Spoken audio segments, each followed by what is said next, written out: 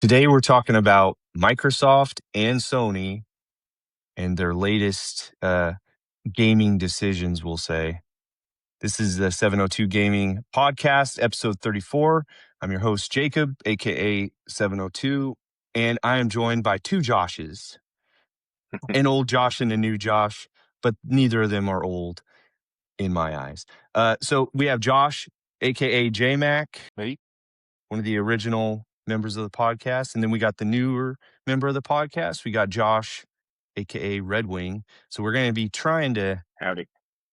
distinguish who's who with our gamer tags. Let's start off before we get into the nasties.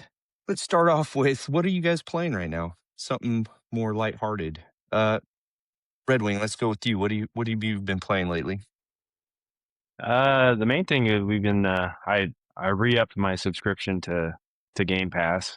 What made you do that? 30 well, I got a new TV and I figured I should probably get back into the Game Pass just because of the games that are coming down the line. So, but the Why price did you drop cut off your Game Pass? Yeah, okay.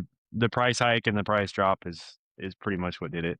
So the $30 a month kind of made me mad, since all the games I was playing at the time were games that I had purchased and not really through Game Pass, so it just didn't make sense. But yeah, getting back on Game Pass, though, we've been playing that Abyssus game, which has been pretty cool. So it's not the best graphically, but it's been pretty cool with the weapons and everything that are in it. There's some pretty cool stuff I'm looking forward to trying out that we unlocked the other day. So yeah, I was pretty impressed with it. Uh-huh. I didn't have high expectations when we downloaded it, but Abyssus is on every platform, I believe, but it's basically a roguelite first-person shooter where you're in a hub, kind of like Hades or something like that, and it's up to 4-player co-op. You get all geared up, choose your weapons, whatever you have unlocked. There's a board where you build out your skill tree, and by earning points within your runs, you're building that out. So every time you go out on a run, you're a little bit stronger, but you're probably not going to make it to the end.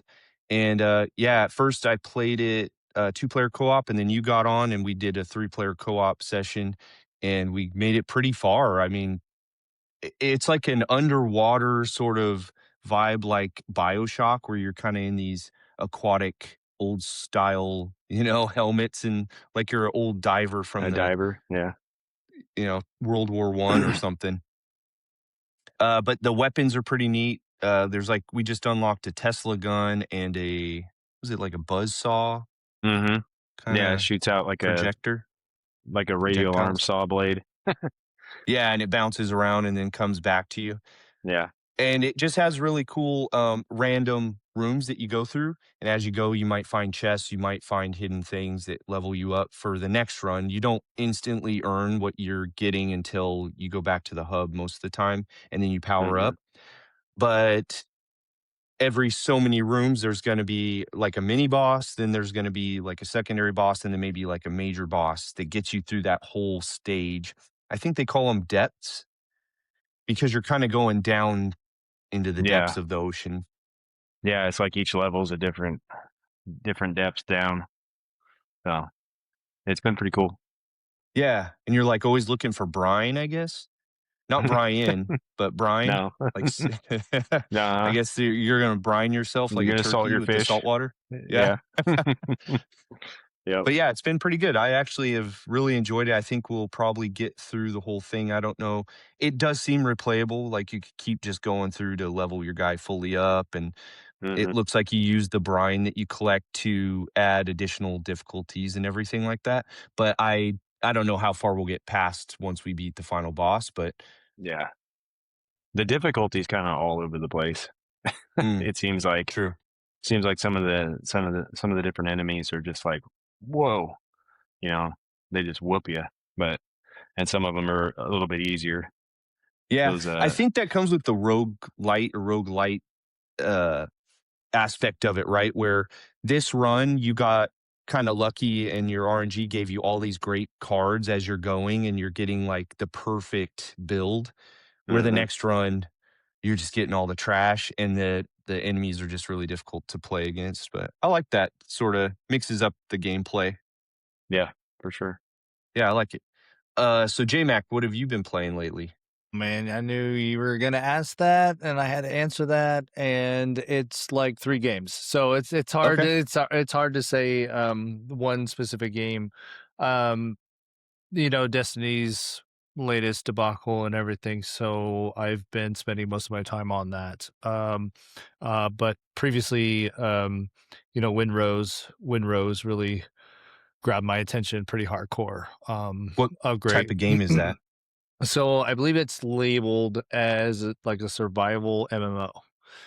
So it's a little deeper than, or it has more depth to its gear sets and stuff than Valheim does. And graphically, it's like blows all that out of the water. Think of like full Valheim meets Enshrouded meets like the Assassin's Creed Black Flag, because Wow. there is ship battles. I mean, it had like over 500,000 downloads when beta went live, or it's early release, or I think it's early access because they did alpha and betas. Very cool. You run around, you get to build up your ships. There's different ships you can build, a lot of map farming. There's currently like 3 biomes that you have to go through. The building that you can do within the game already, like people making their like pirate coves and things like that, are just insane. You know how like people get into these Minecraft type building games is pretty gnarly. Um, Really, it's really cool because really fleshed out at the beginning, like a lot of quality of life stuff, as in like you put all your stuff in the chests and then you go to like the workbench and it automatically pulls out your chest. You don't have to run around in circles pulling out each individual item to craft a new sword, to craft a new gun. Doing that. There was some more stuff coming to it. Very early to see, very excited to see where that game goes. Small studio. I mean, like there was another, I think, Ubisoft put out some other pirate game, and it looked like smashed by it, just Oh. absolutely Yeah. smashed by it. It was not as good. Oh, I guess you could go ahead and say Sea of Thieves was it kind of has that Sea of Thieves s thing, Mhm. because um, it is mostly third person though, so it's not like first person like Sea of Thieves is. More third person like a Valheim, or traditional survival. But you get to board, like when you do the ship battles and stuff, you get to board the ship and like take it over and get the spoils and stuff. And Sweet. the combat isn't like extensive, but within it, they're introducing like gear set bonuses and things like that. So there is different like ways to play and like there's like muskets and blunderbuss and pistols and different sword types and different And you're cosmetics. going against other players, or are you going against the Nope, right now it's only environment? it's only PvE. Yep, it's Okay. there is no PvP part of it. It's Multiplayer? yes. Co-op? Oh, Oh, oh okay. yeah. So right, they said the way it's built right now, especially the early access, to try to limit to like 5 players, because having 5 of the bigger ships at the same time really like bogged down a dedicated Okay. server. Like it's really hard to run it. So I just played with like my brother and we just hopped on there. And it's really fun to like do ship battles. Like you have your brig and your friend has his brig, and you're just like dumping cannons on, and you're fighting 3 or 4 other brigs in the open water. And then you get That to sounds like awesome. then you get to board them together and like take them over and stuff. So it's really cool. That one is definitely along the lines of listening to everybody and giving them what they want. So super exciting to check that out. But yeah, That's most on Steam. it is on Steam. Yeah. Cool. Okay, right on. I would hope like the same thing as like Valheim, and then they're shrouded with their 1.0s. Eventually, when that comes out, it will come to console, but we'll see. There wasn't like super plans on that yet, as far as I know. Okay, cool. Mhm. Yeah, sounds awesome. Sounds like something I'd like to check out. So let's talk about the latest news with Microsoft and Sony. Um, where should we start? Uh, I mean, you do What rip the band-aid? Do we like? I don't know. Maybe. Ooh, so do you want the bad news or the good news or the bad news or I like? Is there any good news? I don't. Well, I mean, I see the Microsoft stuff, so I guess we could start there. Okay. Is like so the new leadership, what she's saying, how she's saying it. I'm here for it. Now, I'm like, very well, Jake, that I am pretty much PC now. Mhm. It's like it's gonna kind of kill me inside a little bit to have to buy an Xbox for Grand Theft Auto, but I'm probably gonna do it. But I hate to do it for Okay, one game, okay. but I feel like I have to. Like I have to. Like Right, because Grand Theft 6 is not gonna come out on PC right away. Maybe in a Yeah, year or it's so, not even right? announced yet. yeah, Okay. that's what scares me, and Okay. like all Yeah, the alright. other things that we're gonna talk about today is like I feel like So you gotta buy one quick or buy one secondhand because they could go up in price again. I'm Yeah, I probably know. that's another part of this, right? Is like so, but I like the leadership change with what she's saying. Now, is that just that like, hey, let me get through the door and say a bunch of crap, and it's not really going to happen? I don't know, but time will tell. Like we're way too early in this, but I mean, I'd love to hear you guys more on the console side because definitely I have to admit that I'm pretty disconnected from that Okay. side a little bit, In outside the of past just, couple years, yeah, yeah. just like I'm not, I'm like, oh, that's news. It doesn't really bother me, Mhm. It's like, unfortunately, but now I have to pay attention. I'm like, Because of because this now, one game. yeah, because it's one game, and like I know, like the 14-year-old self of me would kick my butt if I don't, because it's not a monetary issue. It's really the principle of the issue of me to go get the console for the one game right now. I'm struggling with, to be honest. So yeah, Yeah. Yeah. What do you Yep. think about, where Xbox is headed, especially since Phil Spencer, retired and Asha Sharma took over Red Wing? What do you think?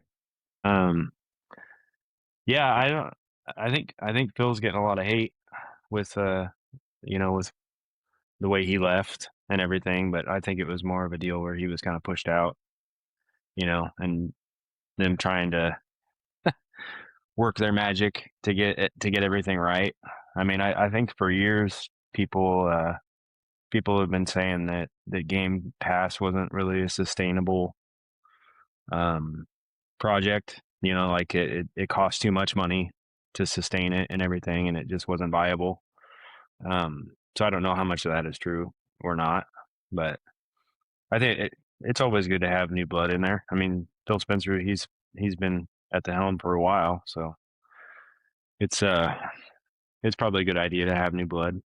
Um, but as far as people saying, "Oh, she's just cleaning up the mess that he left," I don't think that that's really true. I think she's just got a different vision, and I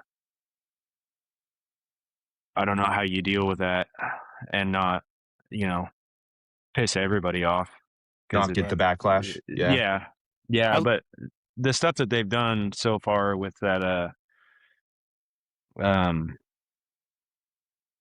the stuff that they've talked about and the stuff that they've shown, at the showcase. It started off with the Ninja Theory, how they showed that, and then they're going to shut down that studio probably, and then they also showed State of Decay 3, which a lot of people have been talking about for years because it's taken forever, and then they finally show it, and now they're talking about that game being cut as well possibly, and it's just like, why even show it? You know, they're having meetings about that, way ahead of time. It's not a snap decision that they're just like, oh yeah, we're going to shut this down, just on a whim. So that kind of stuff doesn't really make sense to me. And then of course another price hike. It's like the only thing I could see is maybe like Josh, like you were just talking about, people that want to play GTA no, and they feel like, I don't want to buy a Sony, so I'll buy an Xbox. no, And so they want to cash in, and get as much of that as they can, but I don't know how much that's going to be. no. So, I like the way you said but, that though. Like it's not necessarily about cleaning up his mess, and that's yeah. probably not super fair because like Hmm. I think people are so quick to like jump onto the hate train, and be like, yeah, but like you probably like a lot of the decisions that was made at the time. Yeah. It's not always the end of the world to bring in, fresh blood to seal your words. To like get some new ideas rolling and like things, if you feel like things were stagnant, if that board felt like that for whatever the reasons that we are not privy to of why that was really changed over. But I don't Hmm. know. As far as I know, even though as disconnected I was like, I thought great Game Pass is a great model. I was like, I Hmm. don't. I was like, it must be if behind the scenes there must be a huge accounting issue then. Like what? Well, like if they're saying it's losing money because I don't know. Like, are are you really losing money? It's not like they're putting every AAA title on there, Hmm. right? Because what like you can't just play every game to its fullest.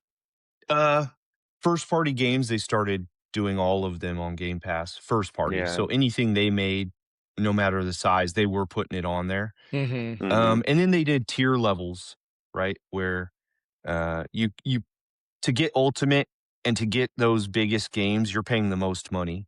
And Mm-hmm. then the other ones aren't, they're kind of locked out of those until a year or so. And then just when they did the lowering of the price of Game Pass to appease a lot of people that got upset at the raise of the price, they the one thing stipulation they did say is we aren't going to bring the Call of Duties to Game Pass right away. Those will be down the road. So that's kind of Hmm. their way of getting the Call of Duty money off day ones. I think my feeling on it is that Phil Spencer did a really good job over the years that he was there. And yeah,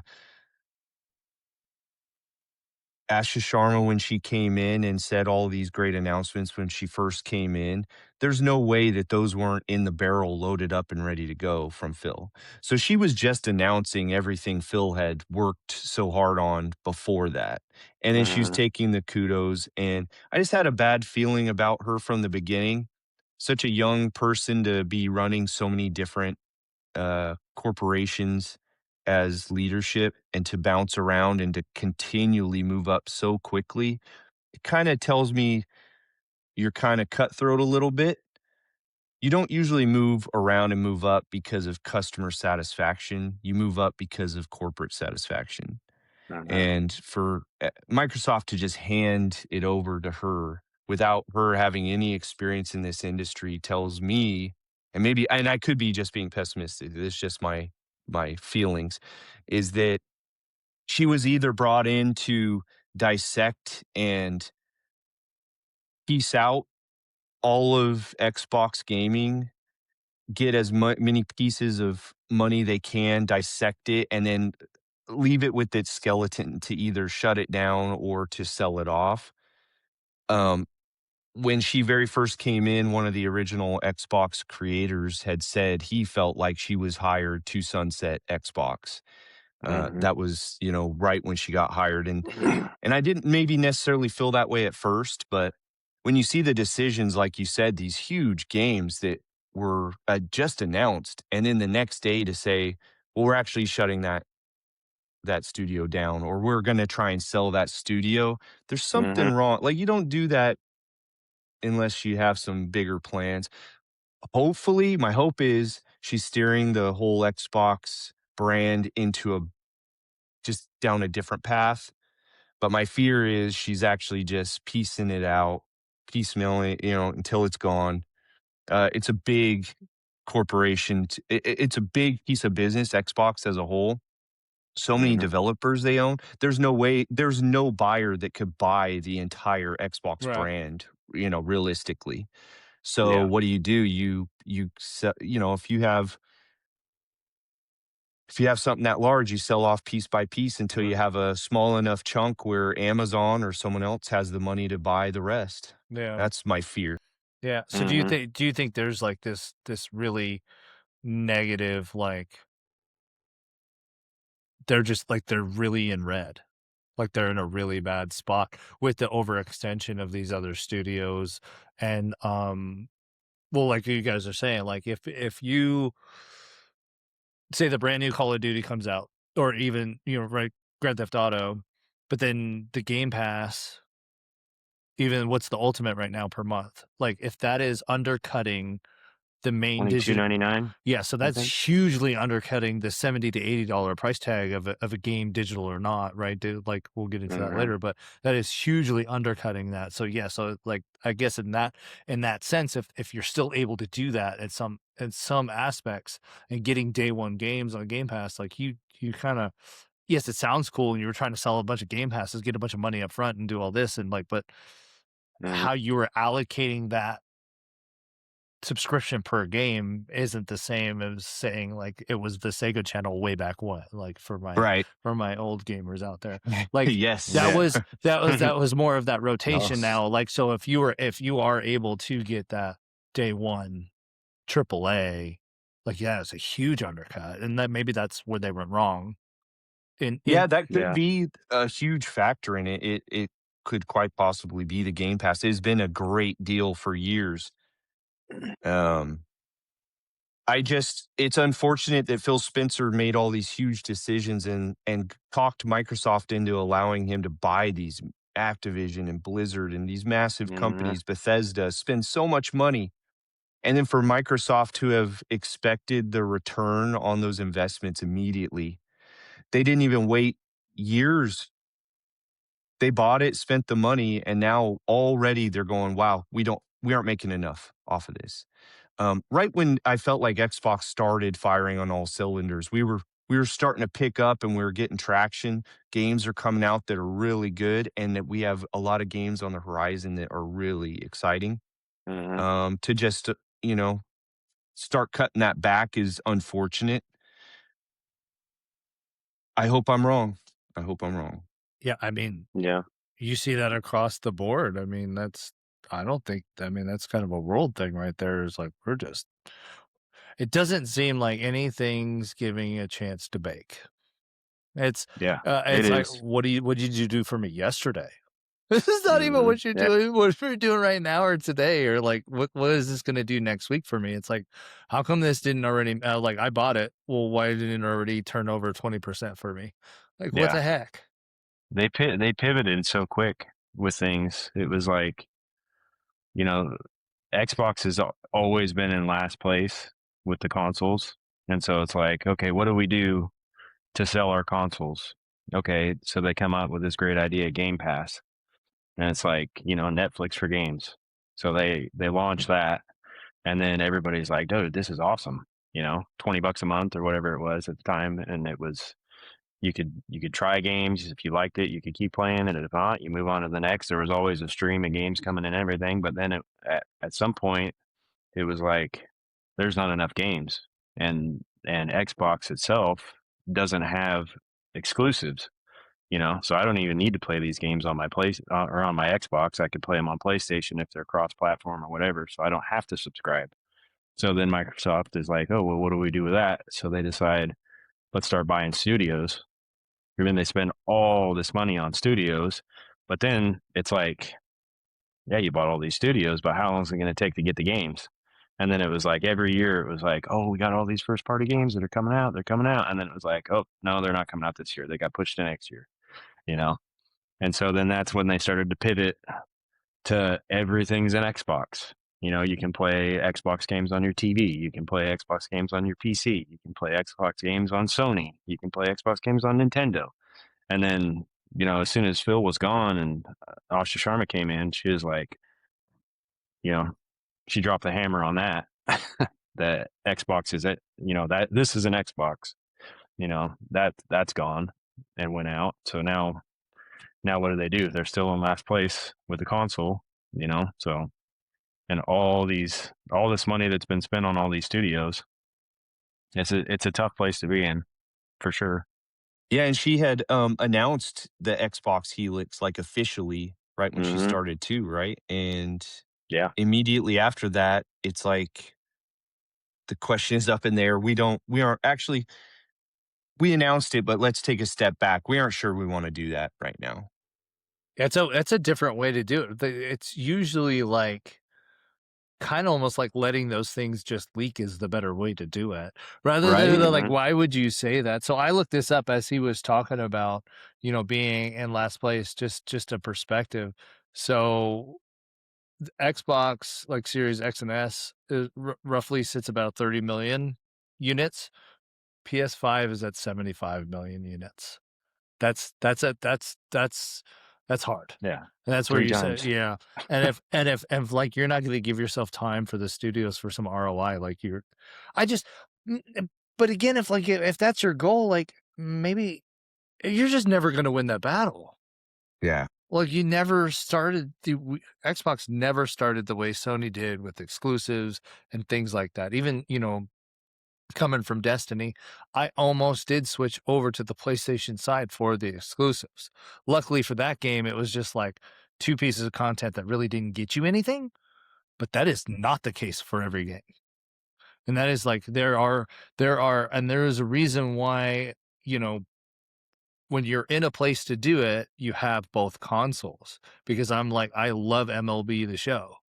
Can't play it on Steam or Xbox. So when I'm really like itching to play that game and want that, I have to have it on PlayStation. And it's just not the same. It's not the same. It's not a two-way street or it's a one-way road when it comes to that. It's very, very linear. It's unfortunate because when they announced Helix, it was supposed to be a PC console hybrid, which sounded awesome to me. And you would still have access to Game Pass. I would have access to Steam. I'd have all that. So I was really excited for that. I know that it was going to be an expensive console, but the existing consoles right now are expensive. So I was going to make the jump and go ahead and get the next one.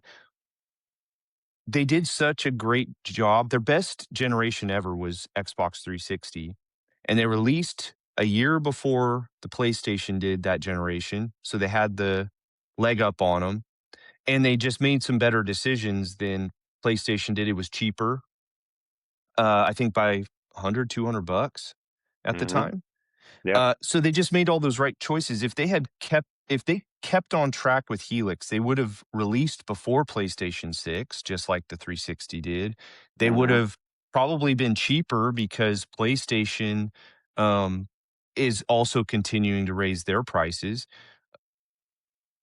I just really think that they're missing an opportunity to maybe at least gain a little bit of traction where they've been falling behind for so many years now. It's Yeah. unfortunate. Yeah. And then Nintendo's just going to keep being Nintendo and doing well. I They're will doing have, Yeah. good. I will say with that 360 comment though, like their online format to like play online to and stuff like that was really good. And like Really good. hook up with other people. So you're like, yeah, I mean, it's like who's gonna strike first? Mhm. I'm curious now. I was like, have to maybe look at that offline of like in that era, did Xbox actually kind of level the playing field or pull ahead in that era of consoles? But maybe they like it's a fundamental issue to stop trying to compete with PlayStation and do it that way and just like put the best product of you in the way you put it out there. Because I never felt like Xbox was the inferior machine, period.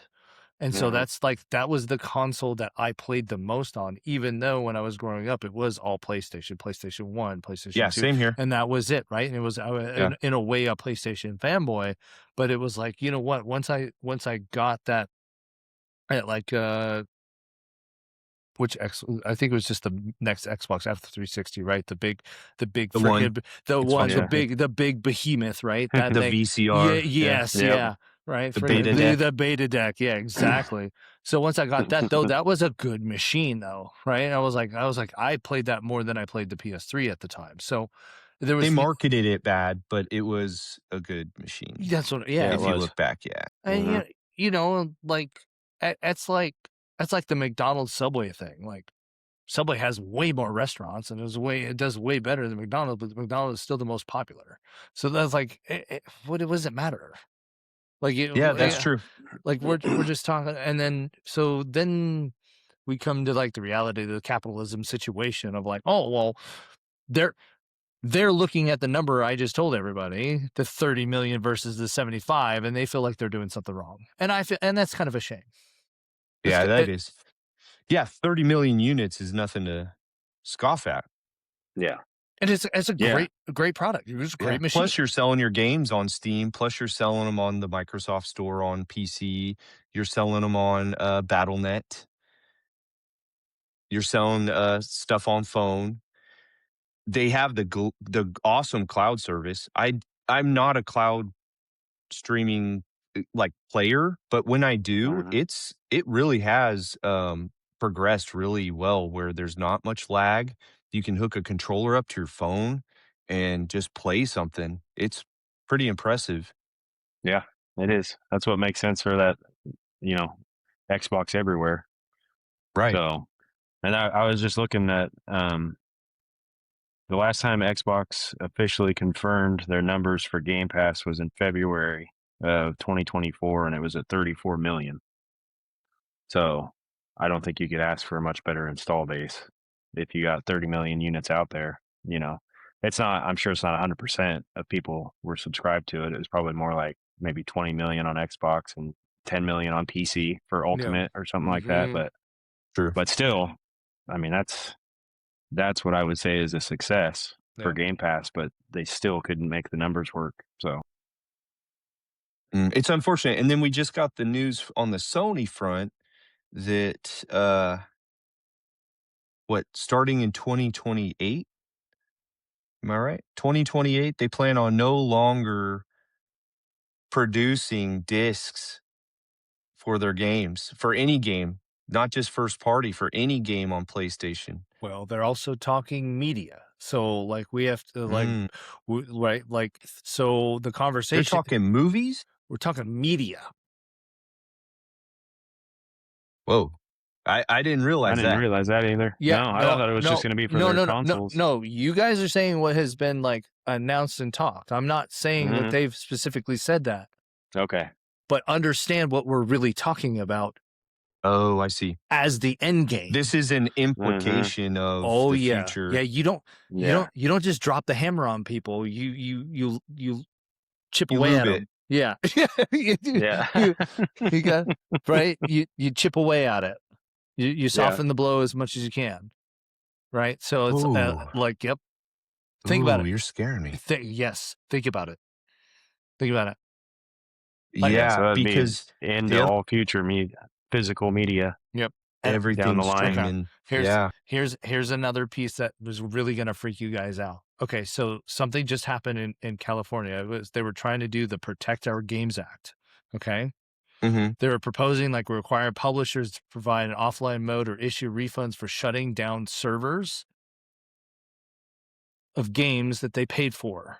And this was like all because of this is like if you've heard of this recently that happened, it was like that is a big thing that failed when we're talking about this. So basically, you no longer will get a physical disc, and at any given point, without warning, they can take it away.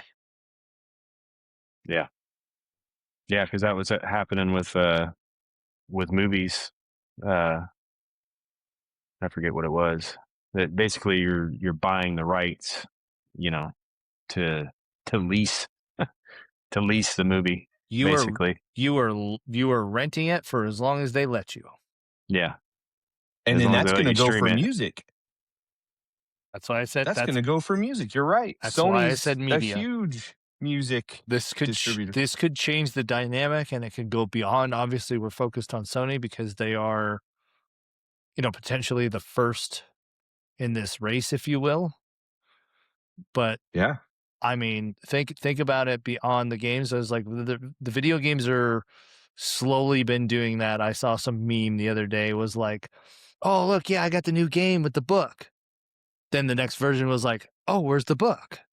And the next thing was like, you open the plastic and it was like, where's the game? It's just a digital code. And that's where it is now. And so with this thing failing in California, to whoever tried to do that, they were doing the Lord's work, in my opinion, to like try to get after their money because they paid for that. And they're like, well, this is kind of BS. If I pay that game and like it's supposed to be on the Xbox, on the PlayStation, because don't you think everybody's going to follow suit if it's going to be allowed? And they're like, well, yeah, that game is cool, but the next one comes out, especially the Maddens, the next version of anything. If it's Far Cry 17, like Far Cry 16 is now no longer available to play, period. Like, how messed up is that? If you're like, I love Far Cry 4 and whatever, like that, and it was like, well, guess what? The new Far Cry comes out. The last version doesn't work anymore. You cannot do it. They pull it off. The license comes off your machine. You do not do it. Ooh. Yeah. That is And the ramification. That is. And the only thing I can see why, the only justification besides greed that I could see with that is they have to run servers, right, for those games. And it's not viable at a certain point to be like, well, we're running this server, but there's other ways, like you can do what is it, like peer-to-peer kind Hosting. of things, or just actually have the game on the disc. Yeah. If it was actually on the disc, Yeah. you don't have to run a server, Yeah. especially for single player games. You know, we've been kind of conditioned for this for a while. How many games do you have to have an online connection for to play? Yeah. Right. Most of the games I All play. of them. Yep. You have to agree pretty to much. terms and conditions. Yeah. You hit A and then it says logging in. Even if it's you alone, not co-op, not online, it's not PvP, it's PvE, it's story missions, doing that. There's more and more. And I think this will come to a head at some point where, you know, I don't like to talk about this too much because it gets a little too political for us, and this is not a political podcast, it's a gaming podcast. But the poverty line will get hit by this at some point. Right? This is not fair. Like, so eventually all media like is going to disappear. Physical media will disappear. And like, think about how many people live below that poverty line that cannot now get that anymore. Like, your media in pawn shops are now gone. Like, and then how far can they take that? Well, like, you load that into, because as soon as they come out with the next console, the next gen, there's not reverse compatibility immediately. There's not even a disc reader in it. So there's nothing that you can do, right? And it's like, and then there's no service on it. Like, I mean, I guess, like, we're all playing Nintendo again. That's all you can do if you can find the Nintendo cartridges, right? Like, so it's just a slippery slope. Like, I think a lawsuit like this would come up really quick again, potentially, you know, when they're forcing you or removing content after you've bought it, and be like, unless they start and put it in terms of agreement, like hidden way down there where it's like, this is only a subscription, yada, yada, yada, asterisk, until we want to pull it offline. Yeah. And then it's like, well, there you go. I mean, this could be really game changing for the gaming community first, and then who knows for the rest of the media coming out, especially movies and stuff like that. A true game changer. Yeah. I admit. All the pun intended. All of it. Super, super dad joke there. But like, in the scariest kind of way though. Like, it's weird as F to me. It's just, and if legislation upheld it, like, what are we going to do? Yeah, and unfortunately with Sony's foothold, like they got their foot on Xbox's throat, right? I mean, they're just way beating them in this generation. For them to get us ready for that in a few years, 2 years, we're gonna do this thing that's not consumer friendly. However many millions of people that own it, they're just gonna have to go with it. And then if Xbox goes out, you know, what are you left with? Yeah. What options do you have? Yeah. Besides, like you said, go back to GameStop if they're still open and buy yourself a Nintendo DS. Maybe the color, you could afford the color, maybe. GameStops would ultimately disappear. Yeah, I think they're going to be gone.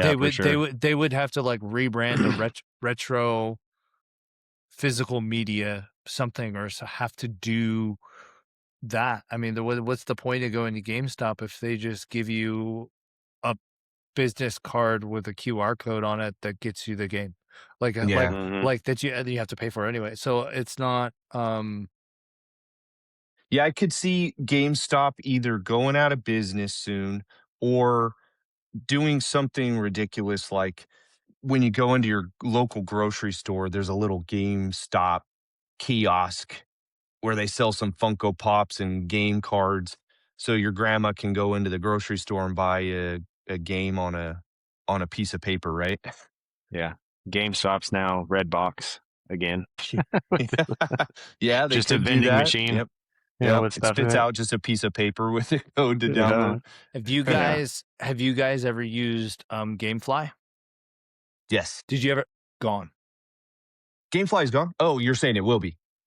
Okay, because they still email me. They're like, "We're still here," but for Yeah, how long? they just did. If you got that, I got that too. That put out that statement. It was like, we're gonna do it for as long as we can. And they lowered the price if you come back big because of time. because of the news, Yeah. they were like, oh, a new initiation. It was like $3 or something, and they get back Yeah. in the rotation. Like, look, so this goes like way back when I started with Encore, and I was like 19 and moved out the house. I had to use GameFly to play the games I wanted to. The subscription to GameFly is what, because even then I couldn't afford $50 over and over to beat or play a game. And then to like GameStop was like a little better then, but it, Mhm. like you did the $50 game and GameStop still only give you like $25. Right now it's like 50 to like 10.